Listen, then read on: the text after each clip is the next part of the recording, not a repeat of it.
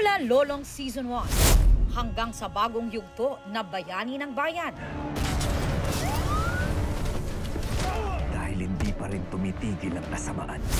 At ngayon, sa pangil ng Maynila, iba't ibang pagsubok na ang hinarap ni Lolong na ginagampanan ni Kapuso Prime Action Hero Ruru Madrid.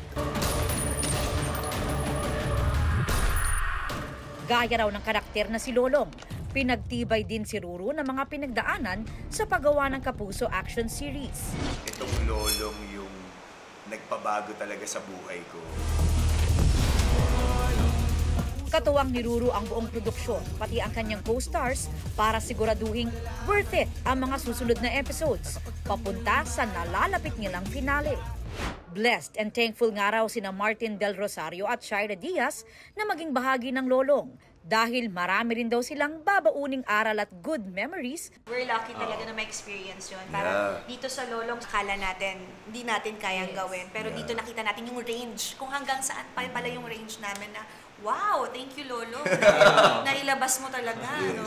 Makikita mo kasi na bawat cast, bawat yung director, creatives, alam mo yung binibigay yung 100% para sa ikagaganda ng show.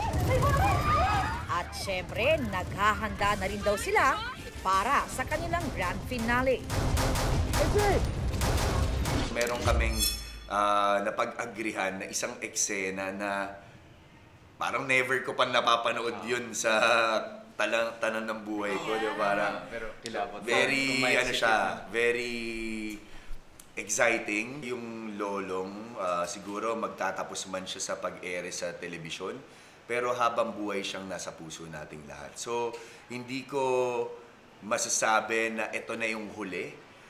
Maraming mga possibilities.